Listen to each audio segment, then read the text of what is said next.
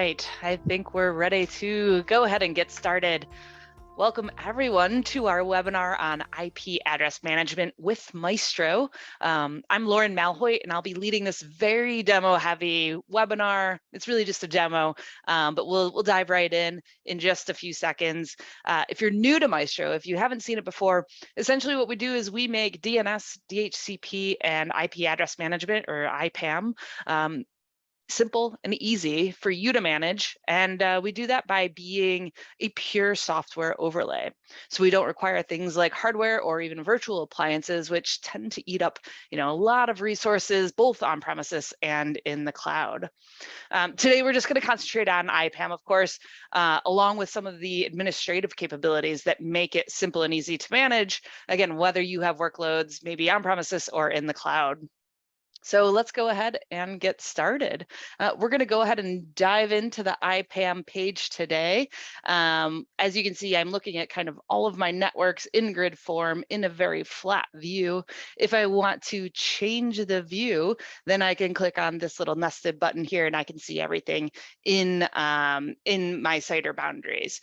I'm just unmuting everyone. So if you have any questions, feel free to ask them or interrupt, or just use the Q&A panel or chat panel if you like. Back to my CIDR boundaries though. So right here, I'm looking at, again, all of my networks that are contained within the Maestro suite. And I'm just going to run down this left-hand menu basically and show you what we have to offer within the IPAM tab itself. So we can, on the left-hand menu, we see kind of the, let me log in again. We see just very quick filtering, right? The filters that folks are going to use most commonly. And what we want here is sorry, I was just checking my messages. What we see here is just the IP ranges. So if I want to just look at my IP ranges in my network, I can go ahead and go here. I can do things like view the history, for example. Let's pick something that's more interesting than that. We'll do view history here. So instead of having to parse through logs on, say, my Windows servers or on my Linux servers, right? I can just go ahead, go to Maestro, find everything that has ever happened to this IP range or this DHCP scope, and it's all contained right here. I can also do things like view the access, and depending on whether this is coming from maybe a DHCP server, or I've maybe imported it from the spreadsheet that I'm using right now for IPAM, I can do all sorts of things, all sorts of options with these IP addresses and with the ranges themselves. Speaking of importing, let's go ahead and show what that looks like. If I jump up to action, let me get out of that.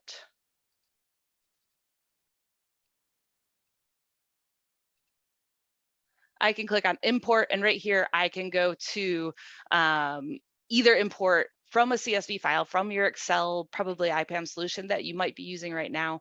I can import all of this information either by network. I can import maybe all of my IP addresses. So if I really trust everything that's in my spreadsheets, my current IPAM solutions, then I can go ahead and upload everything or import everything.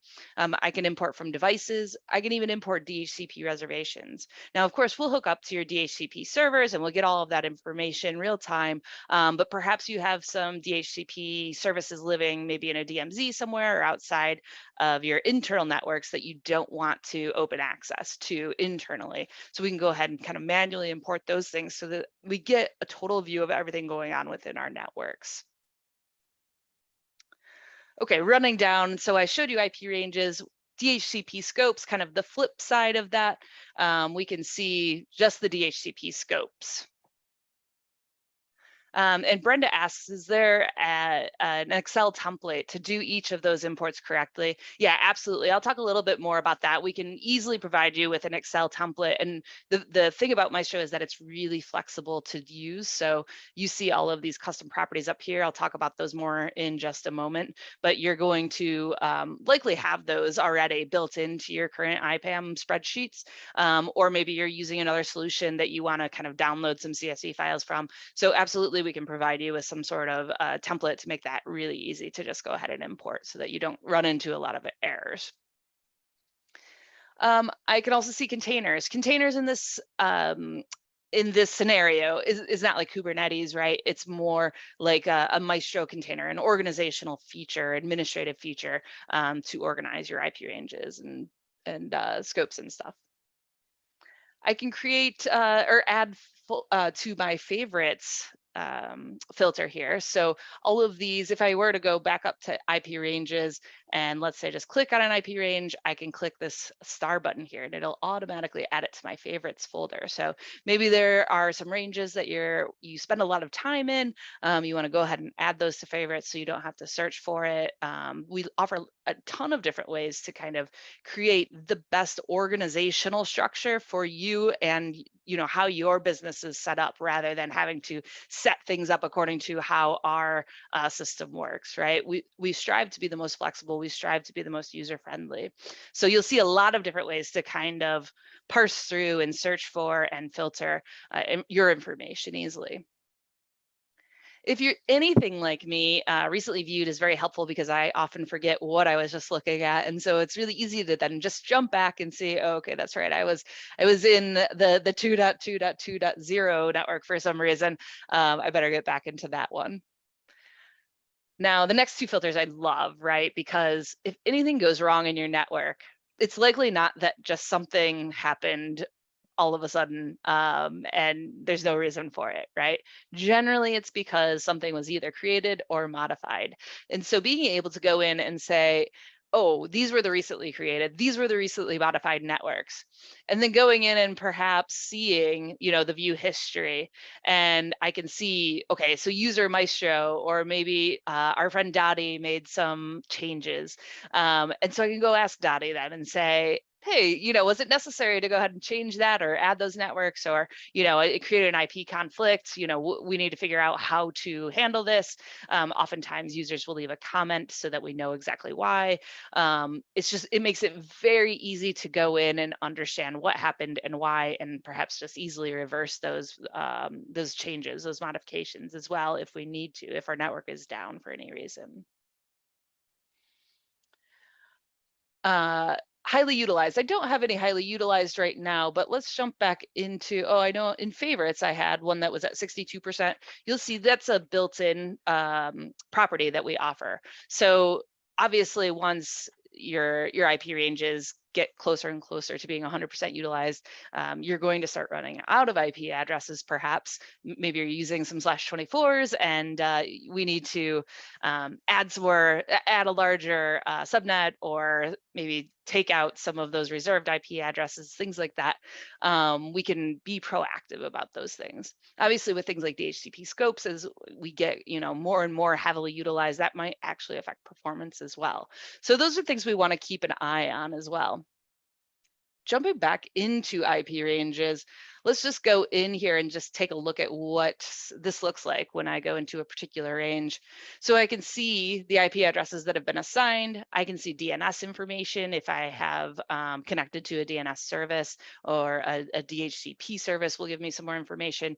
We're not going to get into that too much today, but we will be doing a DNS section or a session in 2 weeks, and then a DHCP session next month. So stay tuned for those if you want more information on DNS and DHCP.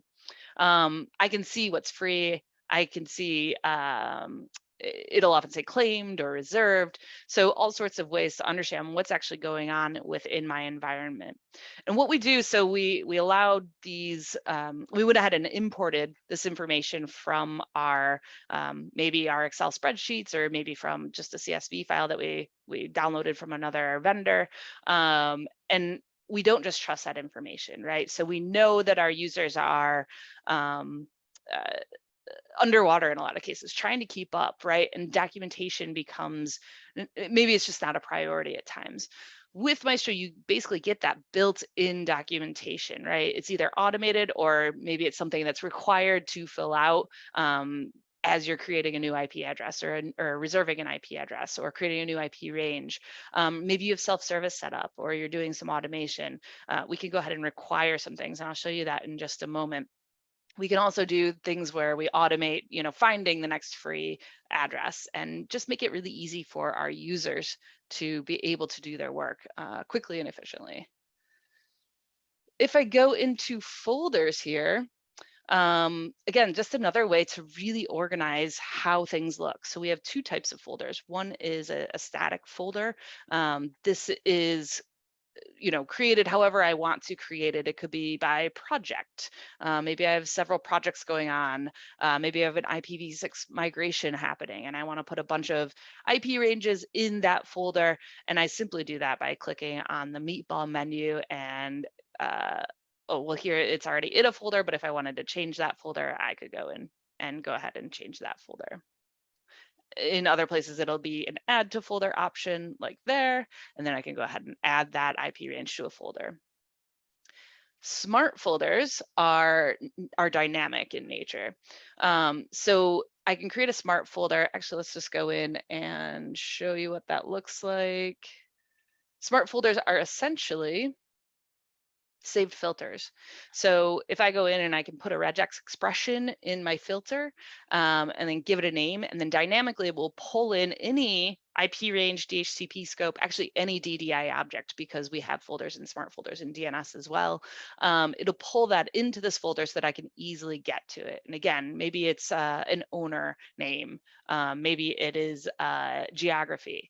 There's all sorts of ways where you can kind of cut and parse and organize your data so that it's easily accessed, that we can assign the proper role-based access control to, and I'll go through that later, that we can give, let's say maybe your support desk easy access to, so that they can feel confident when they're troubleshooting an issue and not have to escalate all the time.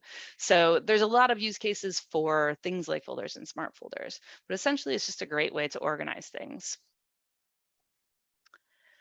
Any questions so far?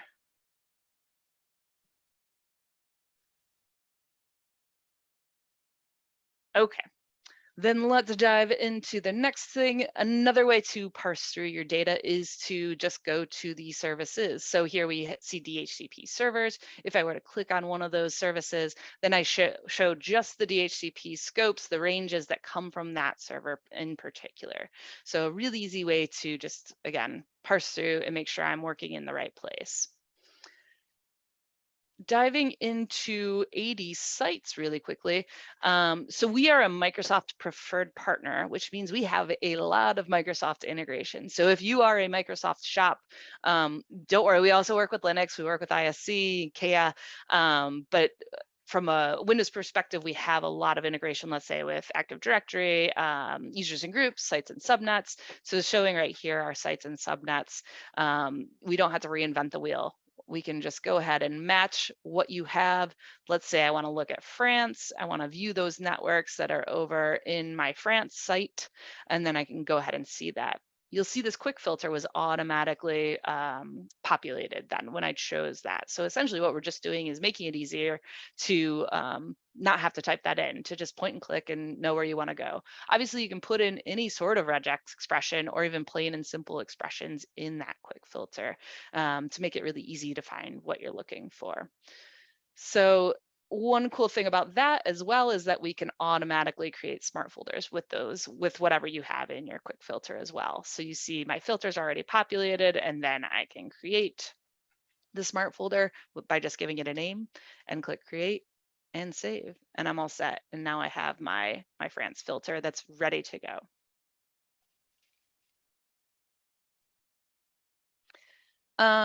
There are other things that we can search on. If I want to search, let's say by VLAN, and I type in VLAN 10. We did this because a custom property exists called VLAN ID, and I see that there are a couple popping up. The 100 shows up obviously because 10 is within 100. So very easy to use that quick filter. I also want to show this kind of global search here.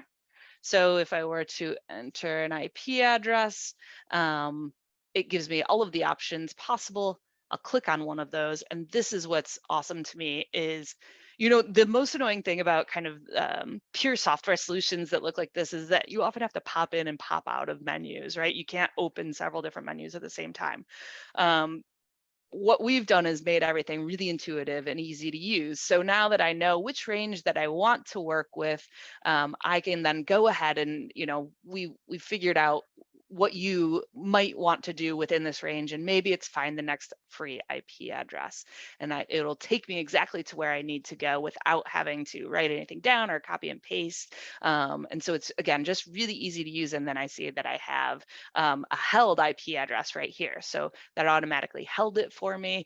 It'll hold it for, I believe, 10 minutes, but I think that's a configurable value. So, we're holding it for 10 minutes until I can go ahead and assign my server or whatever it is, that IP address, and I know that it's going to be available to me. All right, so let's pop back out to our list here. We'll get rid of our filters just to make sure. And now we can dive into this is my favorite tab in Maestro, is the admin configuration tab, just because there's so much happening here. And this is where I believe the real magic happens. So going back to our IPAM tab, I just want to point out the columns here, and I showed them a little bit earlier, right? We're talking about properties here. Some of them built in, some of them are custom, and I can see all of those right here.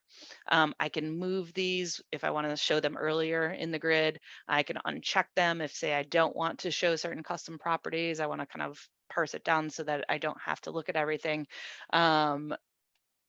The way where we configure that is under the admin configuration tab under custom properties. So, there was a question earlier about, well, I need a template. How do I make sure that I have all the right fields filled out and all of that? And this is where, let's say if you already have a spreadsheet that you're using, right, that multiple teams are maybe using, that you need to kind of bring in some of those properties, this is where we can do that. And we can add new custom properties to what we already have built into Maestro so that it matches what you have. Give it name.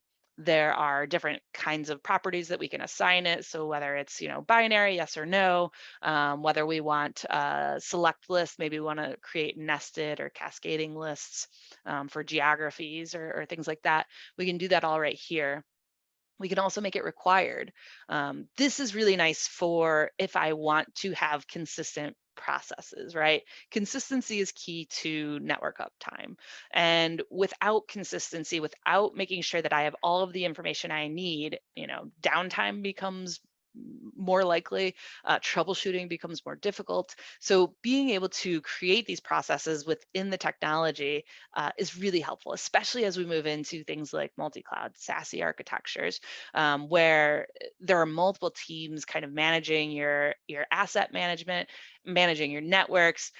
Where can they go to get a single source of truth for everything? And Maestro will give that to you, right? We can create all of the identity information, searchable, indexable, and make it really easy to do everything in a consistent way through the same GUI and through the same APIs, right? So it offers you standardization, whether you're in Route 53, Azure DNS, whether you're doing IPAM in the cloud, IPAM on premises, we really offer that standardization for you. So if I get out of that, you can see here I already have a cascading list set up. If I jump in there, there are a couple different ways that we can edit and create those cascading lists. So you see I've chosen to do, geography, and then which, there's a data center in Berlin, which rack am I, selecting here. So I can edit these properties right here. I can add a data center, I can add a rack. I can just go ahead and edit. That's really nice if you just have like kind of a one or two things that you need to change. We also have the raw data option available here. So if you just want to copy and paste this information over, you can go ahead and use this format to copy and paste that. And I only have 2 levels here, but 3, 4, 5 levels, however many nested levels that you need to go down, that is possible and totally possible from a do-it-yourself configuration. Again, custom properties to me are amazing. Again, indexable or indexed, so they're searchable.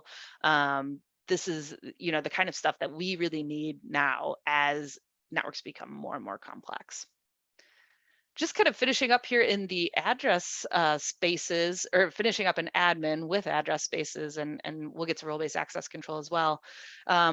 if you go through, let's say, a lot of mergers and acquisitions, or maybe you're a managed service provider, a large campus, you may have overlapping IP spaces or address spaces, and we absolutely allow for that within Maestro. So we will allow you to create these different address spaces, but still then manage it all from the same place. So it doesn't matter that they're overlapping. It's not going to create conflicts. From an administrative perspective, we've gone ahead and created that separation, that isolation for you. This is also really useful for tenants. So if you have a tenant structure set up, maybe you're using ACI or NSX within your data center networks, or maybe you're using DNA center. If you have tenancy set up, we can go ahead and align to your tenants so that you have multiple address spaces for those tenants as well, and it won't matter then if they're overlapping. I'm not going to jump into XDNS. We do have a DNS session coming up in a couple weeks. We also have an on-demand webinar about XDNS capability, which basically we are the only solution that will allow you to set up multi-vendor or multi-service DNS redundancy. So, you can have authority for a zone in Route 53, you can have authority for a zone on premises, and those services will share the authoritative services, so that, again, you have redundancy no matter if a service goes down. But like I said, this is an IPAM webinar, and we'll get more into that in a couple weeks. We do offer high availability in multiple levels of Maestro. So again, we're a pure software overlay. So even if Maestro were to go down, nothing in your DDI environment, your DNS, your DHCP, obviously IP doesn't go down. Nothing will go down because we are an orchestration solution. You wouldn't be able to make modifications from Maestro while we're down, but everything will run as necessary. However, we do still have high availability built in. So if one of your Maestro central servers were to go down, or the brains of the operation were to go down, another server, or you can have several servers in here, will take over so that you don't lose that ability to modify or make changes to Maestro. We can obviously manage licensing. We can import SNMP information from your routers. And lastly, I do want to make sure I get to role-based access management. So we are a pure role-based access management solution. So what that means is that you cannot assign permissions to a user or a group. What you would do is assign permissions to a role and then assign users and groups to that role. So you can see here, if I click on roles, there are several built-in roles. You can also create your own specific roles if you so choose. So maybe you want to say, DNS servers in France, or DHCP servers in Germany. You can create kind of not a system-wide, but a more specific set of domains in which to access, or in which you can control access.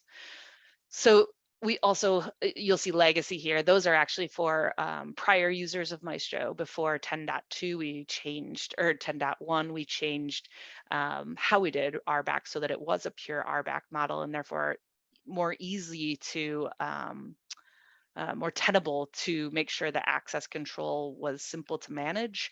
And, obviously, as you get more granular, as we allow for the ability to create granular access to things like DNS zones and DHCP scopes, and not just the broader, services, things can get you can have a lot of rules out there. So what we're really trying to do is make this an enterprise ready solution so that you can have the best security available for anyone that wants to log into your DDI system. And speaking of that, a lot of folks are using just domain controllers to manage their DNS, their DHCP. So they probably use some MMC snap-ins in a Microsoft shop. What we do is we allow you to not have to have your users have access to your domain controllers. So once you implement Maestro, we can give them very granular role-based access control via Maestro and take away that access on the domain controller just for the best security.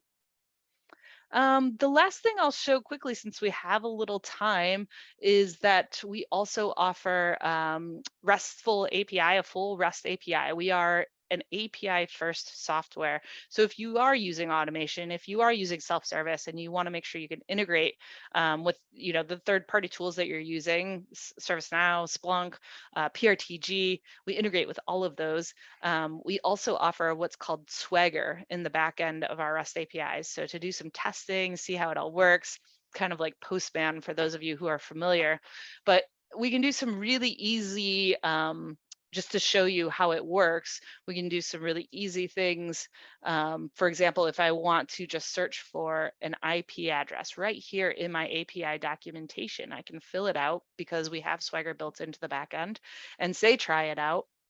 And then I get all of this information about, what is that record object number? What is the DNS record that is associated with that IP address? So now we're kind of going over into that contextual information that's so important, especially again, as our networks grow in complexity. So we get all sorts of information right here in Swagger. Obviously, you can just use that to test things out and then build these API calls into larger workflows. We do have up-to-date Ansible plugins, Terraform plugins, whatever you're using. If you just want to make some Postman calls, or maybe you just are a PowerShell scripter, you can build all of that in, but you can do kind of your one-off testing right here just to make sure it all works. Do we have any questions from folks? And feel free to speak up if you like. Otherwise, we might end on time. All right. Well, thank you all so much for joining us. Please let us know if you have any questions at all. In fact, let me just pop up my email address here. Feel free to reach out anytime and we'll be in touch. Thanks everyone for watching, and we'll talk to you soon.